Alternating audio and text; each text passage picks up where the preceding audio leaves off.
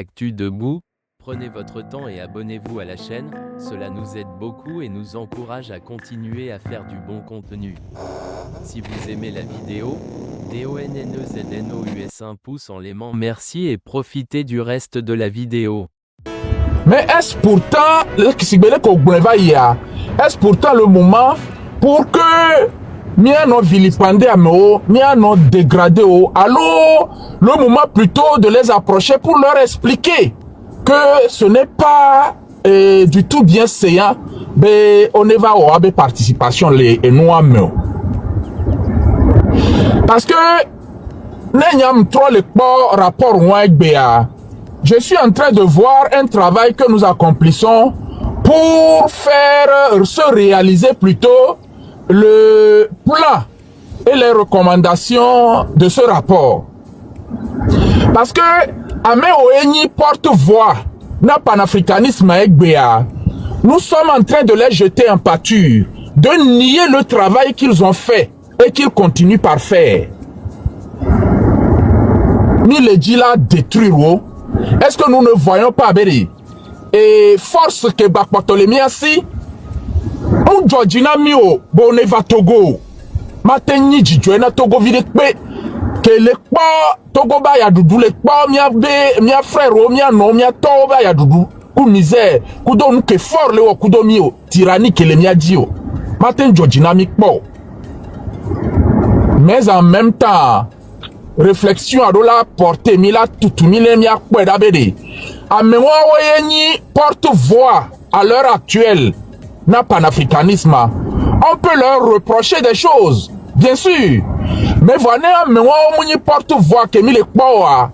Est-ce que nous croyons que Sahel que mi poegbe que laisse libérer on pas evolo on pas mia to les zuocha be on pas abenu à ovo. Oui, on pas evolo. Parce que colon a moule naota bon ne continue non ne wevo. Donc arrêt mounya me wonye porte-voix que naye et noa le egbe comme embryon que la portée panafricanisme que a mec créé à o nous ko le dia mounya embryon a émis les poils founois. Mounya wonye porte-voix na embryon que mis les poils founois. Comment est-ce que nous essayons de protéger cet embryon? Comment nous essayons de protéger ça?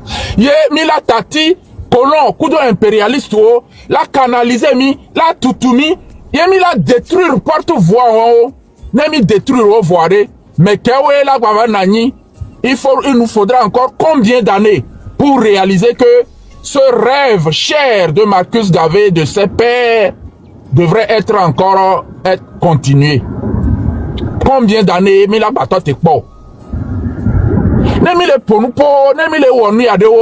C'est vrai, boycott dans le congrès, c'est la manière la plus juste qu'il faut le faire. C'est-à-dire, ce n'est pas en vilipendant, c'est plutôt tout d'abord, en leur parlant.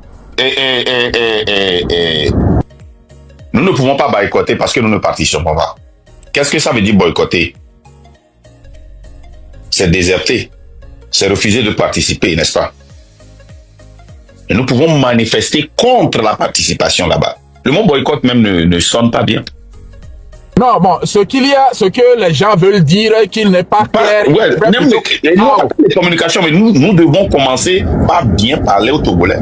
Oui, c'est-à-dire, nous, communication, fait qu'il y ait erreur à les communication, c'est non, c'est que erreur à il faudra plutôt appeler ces gens qui sont invités à boycotter ça. Ce n'est pas à nous les Togolais de le boycotter. On ne peut pas boycotter.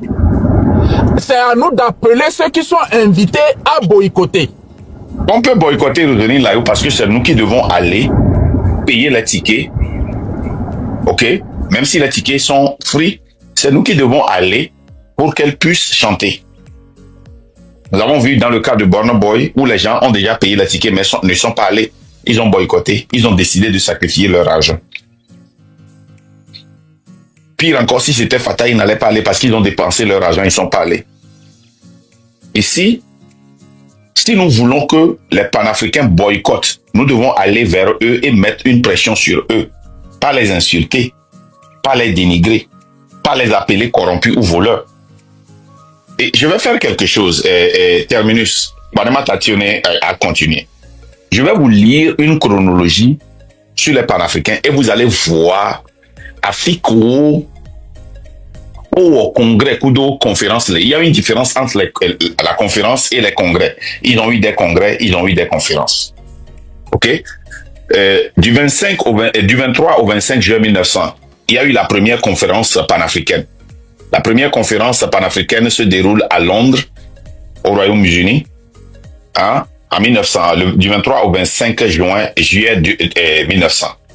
C'est la première fois que le mot panafricanisme est lancé et sera le nouveau mot d'ordre des rassemblements entre Africains et diaspora.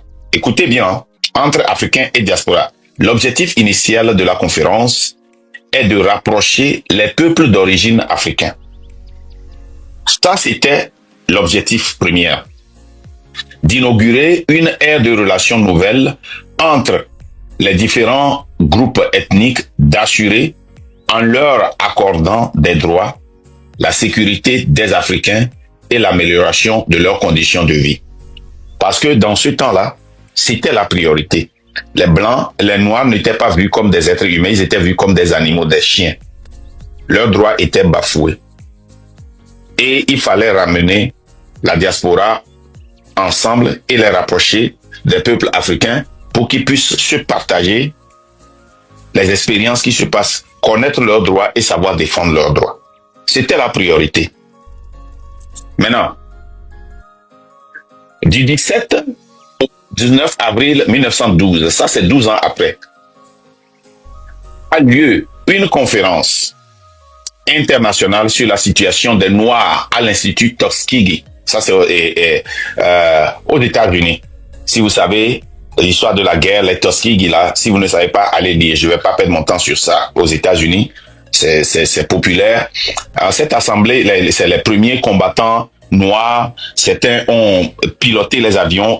Terminus, stop me if I'm wrong. Ok.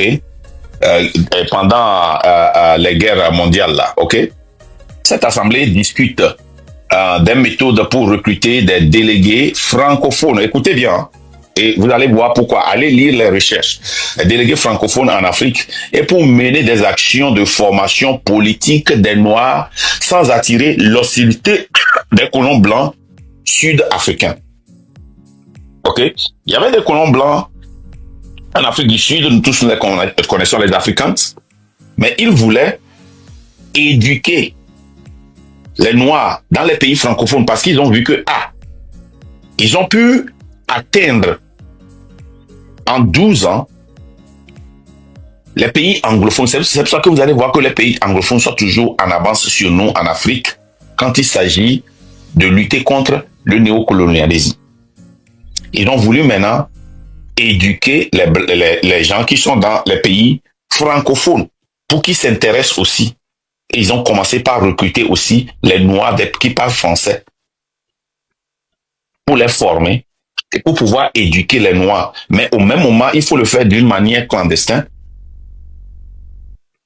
Il faut le faire d'une manière pour ne pas réveiller les Africains, les colons blancs qui sont en Afrique du Sud. Il continue.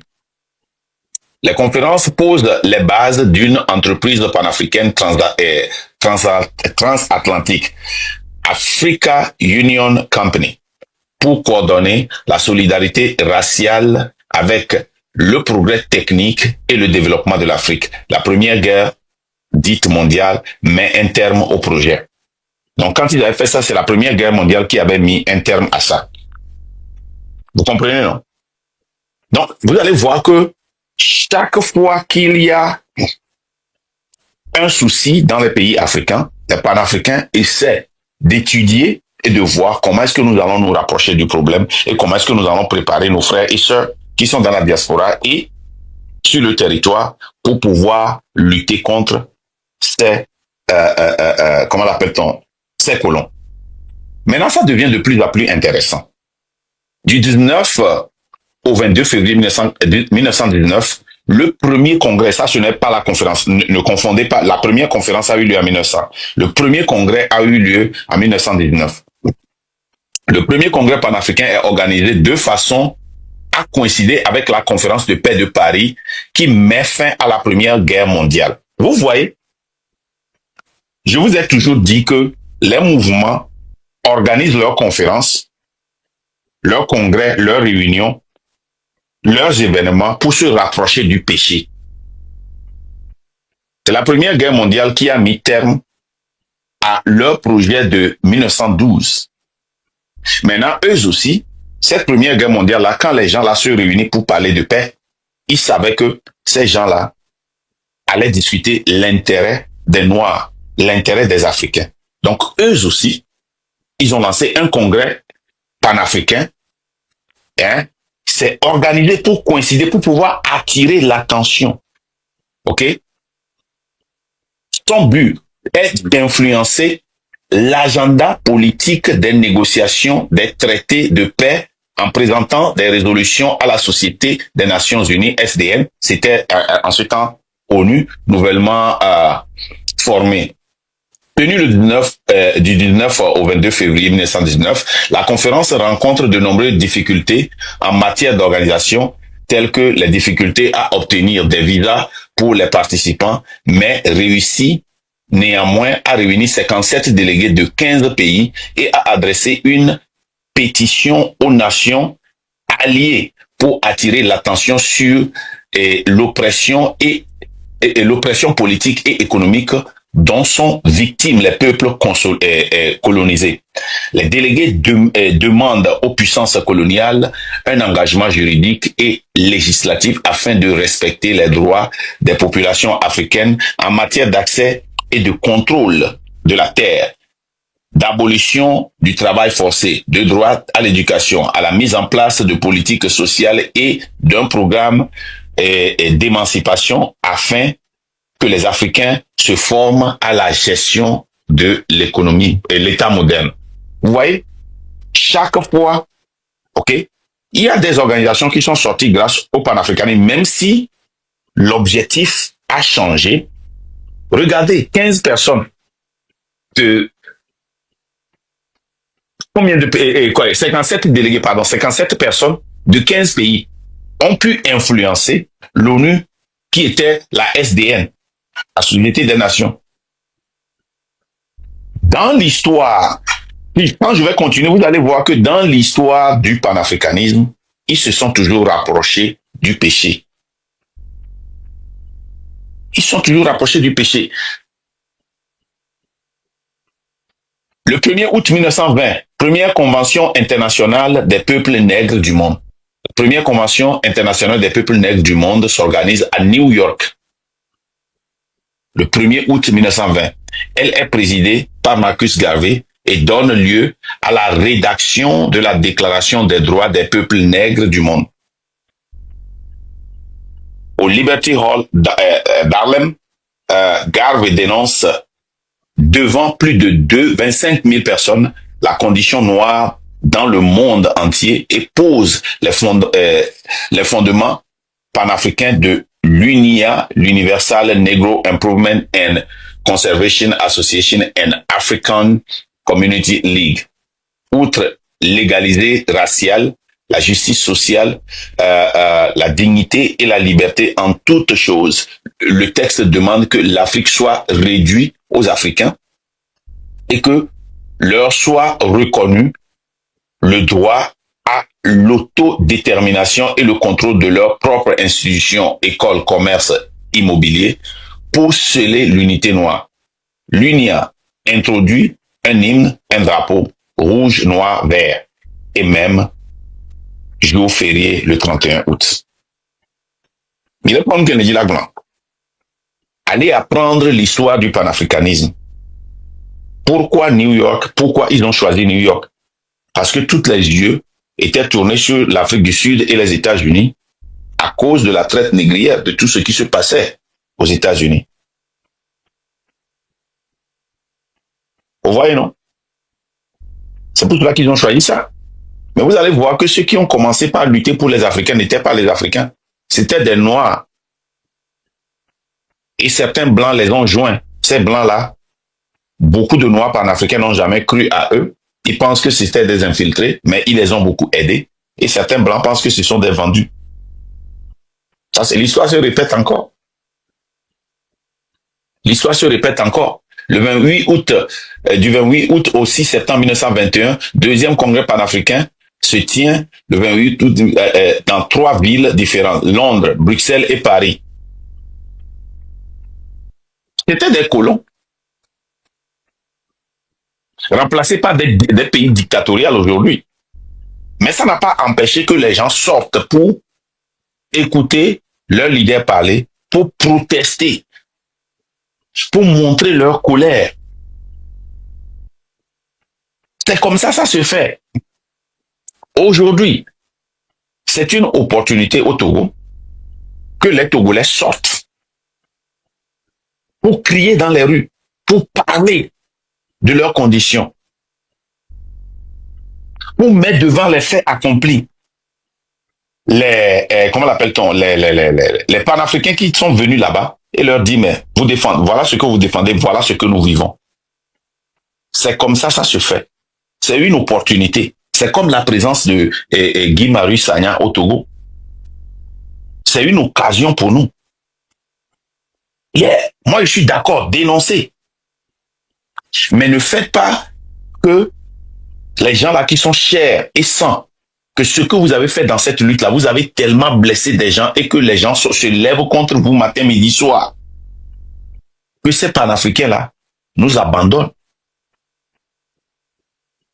Avant que nous commençons par parler de la révolution au Togo là, vous étiez où? C'était les panafricains qui parlaient de la dictature, qui parlaient du néocolonialisme, qui parlaient de l'exploitation, qui parlaient du franc CFA.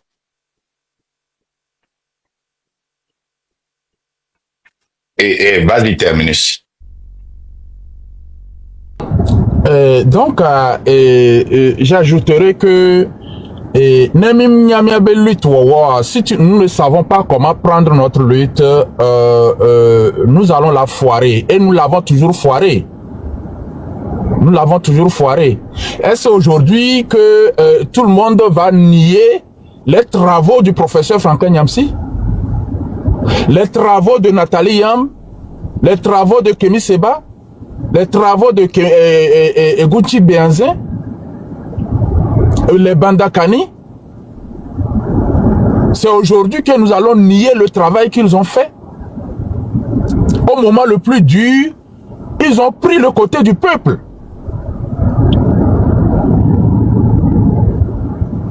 C'est nous-mêmes qui nous sommes affaiblis aujourd'hui qui fait que nous ne pouvons pas empêcher cet événement. Mais le travail que certains d'entre nous ont fait, sans le crier, sans insulter, sans vilipender, ont commencé par produire leurs fruits. On a entendu Kémy Seba sortir pour dire qu'il ne viendra pas à Lomé. Il y a beaucoup d'autres encore qui sont contactés. Vous ne le savez pas.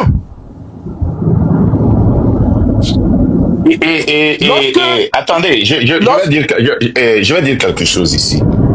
Vous savez, le jour où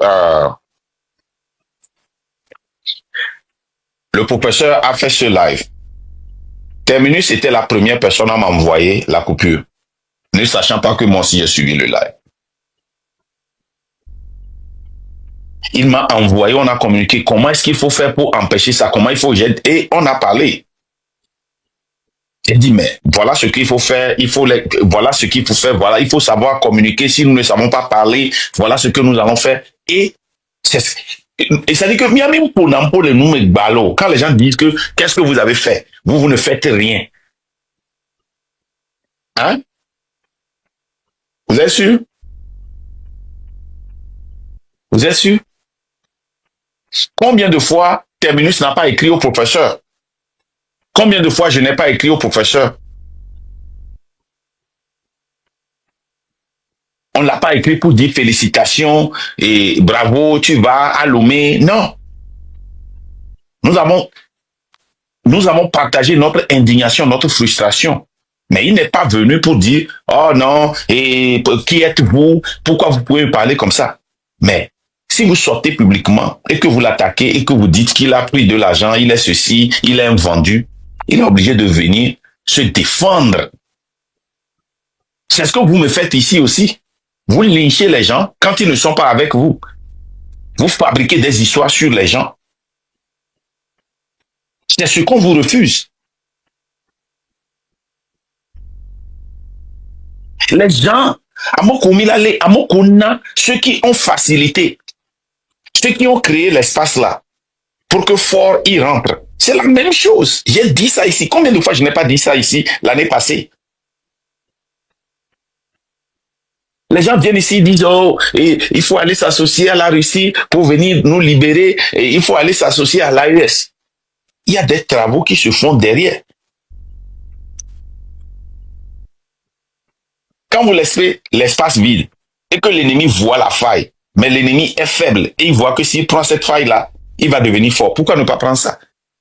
Fort est allé en Russie. Tout ce que j'ai vu, vous, avec le prêtre, tout ce que j'ai vu, c'est de dire les avantages et les inconvénients de la visite de Fort et de l'accord.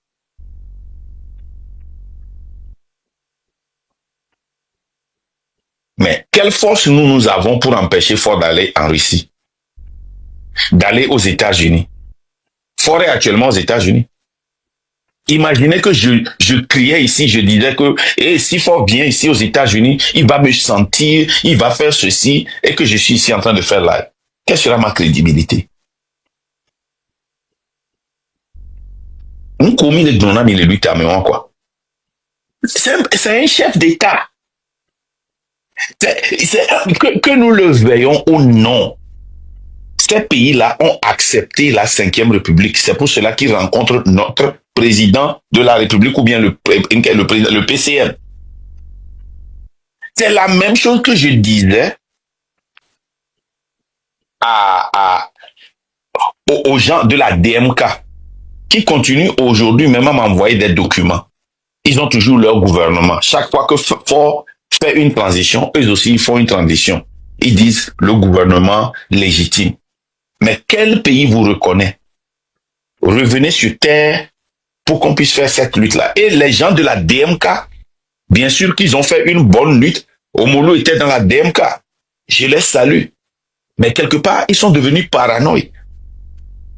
Ils s'appellent Premier ministre, ils ont leur ambassadeur, ils ont leur ministre, ils les nomment, ils ont les schémas. Quand le Togo, vous dites que vous êtes contre la 5e République, Fort change la 4e République en 5e République en un gouvernement parlementaire. Boum, la DMK aussi crée un gouvernement parlementaire, le PCM.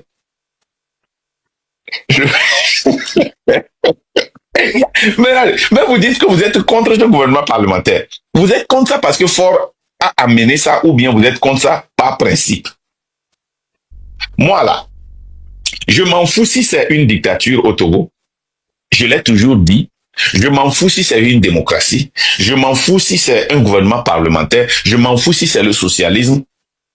Mais un système qui appartient aux Togolais, qui peut empêcher encore un Fort Gnassingbé ou un Eyadema ou un Satan de venir prendre, pour que le peuple recrute et renvoie ses employés.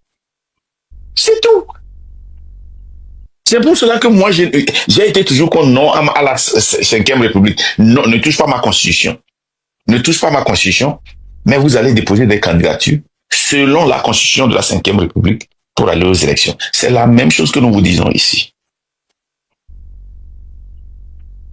Vous ne pouvez pas empêcher les panafricains d'aller au Togo, mais vous pouvez mettre une pression sur eux.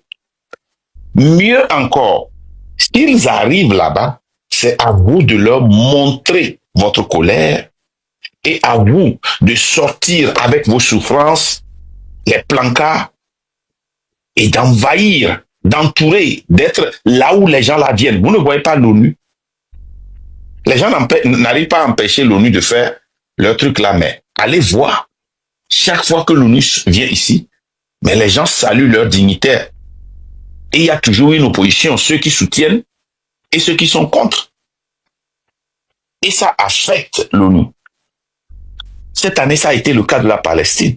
Il y a eu des démonstrations partout à New York. C'est-à-dire pour vous, quand quelque chose se passe, c'est la faute de quelqu'un.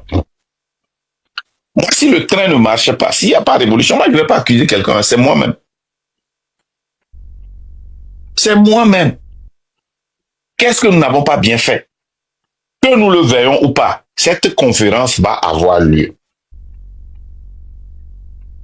Vous vous rappelez quand je vous ai dit que vous l'acceptiez ou pas, nous allons entrer dans la 5e République. Que vous l'acceptiez ou pas, dès qu'on a voté et que Ford a signé, la Constitution va être adoptée. Qu'est-ce que nous faisons?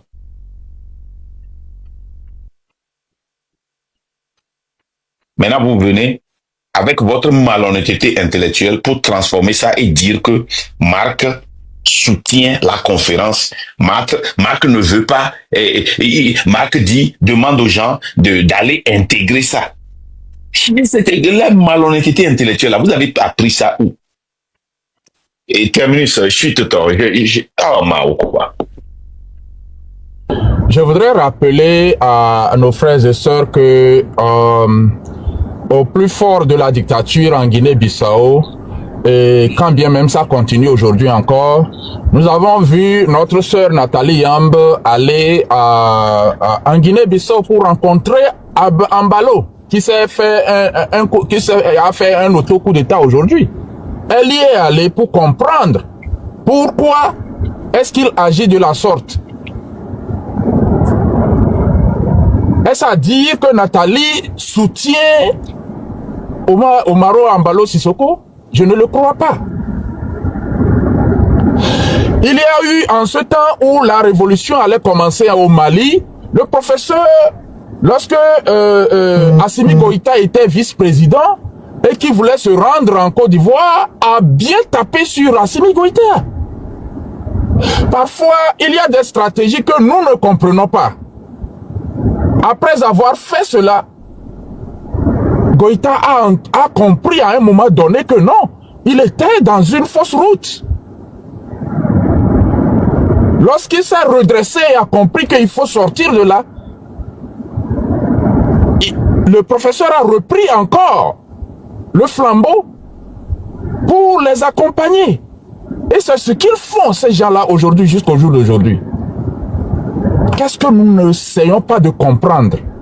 Hier, je le disais, et on m'a taxé de malhonnête, de tout un tas d'histoires. Moi, j'accepte que je suis malhonnête.